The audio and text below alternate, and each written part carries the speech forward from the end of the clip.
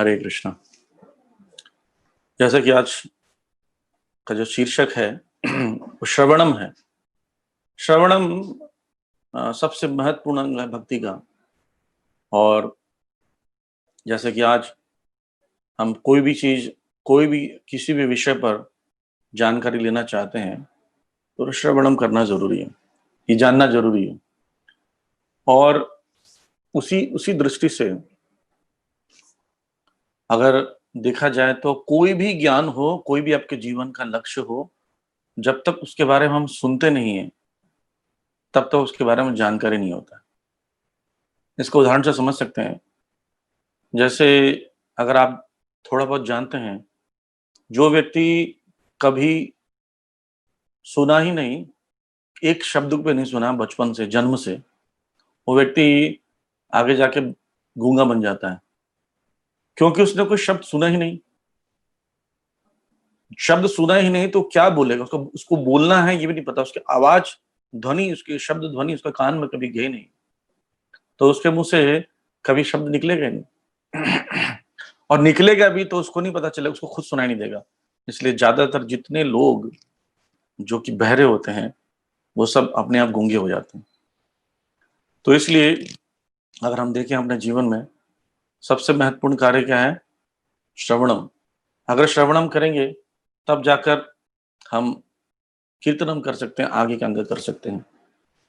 आप सब लोग इस इस्कॉन से जुड़े हैं, आपने सबसे पहले किसी से सुना, कहीं देखा एडवर्टाइजमेंट, तब जाकर इस स्थान पर आए हो, या देखने में, देखते हैं, पढ़ते हैं, वो भी श्रवण के अंतर्गत आता है, इंफॉर्मेशन लेना।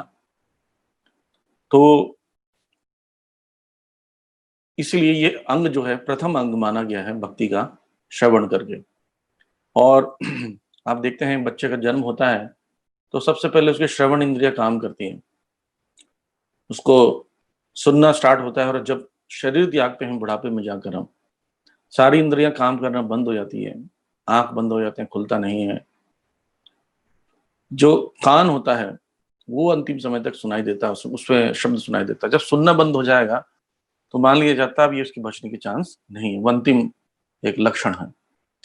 तो इसलिए श्रवण सबसे ज्यादा जरूरी है हमारे लिए भक्ति में। अगर आपने, आप में से जो हरे कृष्ण मंत्र का जप करते हैं, श्रीमद् भागवतम को पढ़ते हैं, या भक्ति का कोई भी अंग का पालन कर रहे हैं, उसका मुख्य कारण जो है वो श्रवणम से प्रारंभ हुआ। आपने कभी सुना ही नहीं होगा कि हरे कृष्ण मंत्र क्या है, तो आप हरे कृष्ण मंत्र जपते कैसे? हरे कृष्ण अगर नहीं सुनते तो हरे कृष्ण जगह कैसे जपते? तो कीर्तन करने के लिए श्रवणम जरूरी है। क्या जपना है ये जब पता होगा तब हम लोग कुछ जप पाएंगे।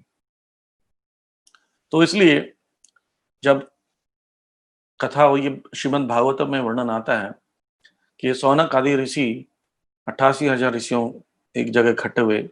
कहाँ इकट्ठे हुए? नैमिषारण्य में, जो आज कानपुर से कुछ ही दूरी पर स्थित है।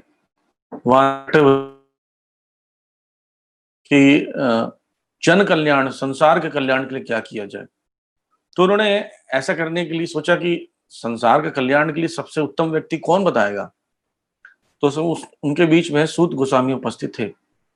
सूत गोस्वामी से प्रश्न पूछते हैं, 6 प्रश्न पूछते हैं। उसमें से एक प्रश्न रहता है कि भगवान कृष्ण जब यहाँ थे तो उन्होंने धर्म की स्थापना की, धर्म संस्थापनार्थाय संभवामि युगे युगे।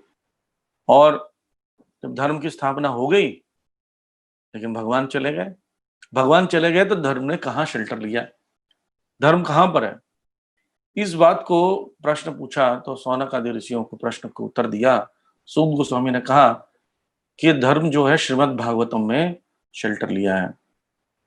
अच्छा, तो ठीक है, इसका मतलब है कि हमें श्रीमद् भागवतम को सुनना चाहिए और पढ़ना चाहिए। पाठन, पढ़ना भी श्रवण के अंतर्गत आता है, क्योंकि पुराने जमानों में ग्रंथ हर किसी के लिए उपलब्ध नहीं होते थे, वक्ता के लिए ज्यादा होते थे, बाकी सब श्रोता होते थे। तो इसलिए हमें बहुत ज्यादा जरूरी है श्रवण पर ध्यान देना।